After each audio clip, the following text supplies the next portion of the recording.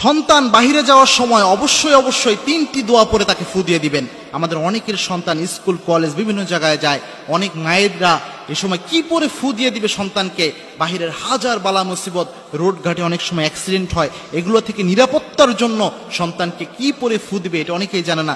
অবশ্যই 3টি সূরা পড়ে সন্তানকে ফু দিয়ে দিবেন, 3টি দোয়া পড়ে। এই 3টি দোয়া রাসূল সাল্লাল্লাহু আলাইহি ওয়াসাল্লাম নিজে প্রেসক্রাইব করেছেন এবং অত্যন্ত অথেন্টিক হাদিস, সহিহ হাদিসের মাধ্যমে এই 3টি দোয়া প্রমাণিত। রাসূল সাল্লাল্লাহু আলাইহি ওয়াসাল্লাম, সাহাবে একরাম এই 3টি আমল করতেন। প্রথম যে দোয়াটা রয়েছে এটা তিরমিজিতে হাদিস এসেছে, রাসূল সাল্লাল্লাহু আলাইহি ওয়াসাল্লাম নিজে বলেছেন, আল্লাহর হাবিব সাল্লাল্লাহু আলাইহি ওয়াসাল্লাম বলছেন, যখন তোমাদের কেউ ঘর থেকে বের হয় তখন যেন ওই ব্যক্তি পড়ে বিসমিল্লাহি তাওয়াক্কালতু আলাল্লাহ ওয়ালা হাওলা ওয়ালা কুওয়াতা ইল্লা বিল্লাহ। এই দোয়া পড়ে যেন নিজের মধ্যে ফু দেয়। এটা যদি পড়তে পারে ওই ব্যক্তিকে আল্লাহ নিজে হেফাজত করে দেয়। সুবহানাল্লাহ। কোন ব্যক্তি যদি ঘর থেকে বের হওয়ার সময় এই দোয়াটা পড়তে পারে, বিসমিল্লাহি তাওয়াক্কালতু আলাল্লাহ ওয়ালা হাওলা ওয়ালা কুওয়াতা ইল্লা বিল্লাহ, এটা পড়ে নিজের শরীরে ফু দিয়ে দিতে পারে, ওই ব্যক্তিকে আল্লাহ রাব্বুল আলামিন নিজ দায়িত্বে হেফাজত করে।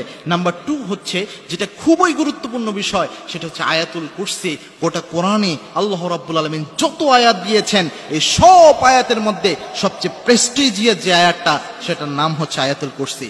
আল্লাহর হাবিব সাল্লাল্লাহু আলাইহি ওয়াসাল্লাম নিজে বলেছেন, আয়াতুল কুরসি যদি কোনো ব্যক্তি পাঠ করে, সকালবেলায় কোনো ব্যক্তি আয়াতুল কুরসি পাঠ করলে আল্লাহ রাব্বুল আলামিন ওই ব্যক্তির জন্য স্পেশাল ফেরেশতা নিয়োগ করেন।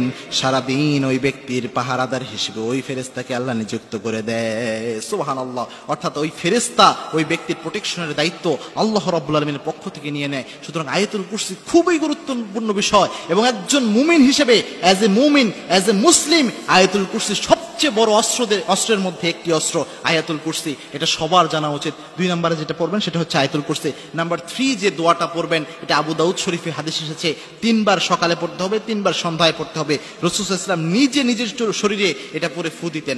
আল্লাহর হাবিব সাল্লাল্লাহু আলাইহি ওয়াসাল্লাম বলে দিয়েছেন, কোন ব্যক্তি যদি সকালে 3 বার এবং সন্ধ্যায় 3 বার পড়তে পারে, বিসমিল্লাহিল্লাযী লা ইয়াদুররু মা ইসমিহি শাইউন ফিল আরদি ওয়ালা ফিস সামা ওয়া হুয়াস সামিউল আলিম, এই দোয়া যদি সকাল সন্ধ্যা 3 বার করে পড়তে পারে, ওই ব্যক্তিকে আল্লাহ রাব্বুল আলামিন নিজে হেফাজত করে দেয়। সুবহানাল্লাহ। অর্থাৎ সকালে 3 বার কেউ যদি এই দোয়া পড়তে পারে, আবার সন্ধ্যায় পড়তে পারে, ওই ব্যক্তির প্রোটেকশনের দায়িত্ব স্বয়ং আল্লাহ নিয়ে নেয়। সুতরাং আমাদের যাদের সন্তান ঘর থেকে বের হয়ে যায়, বাবা মার উচিত এই দোয়াগুলো পড়ে ফু দেওয়া।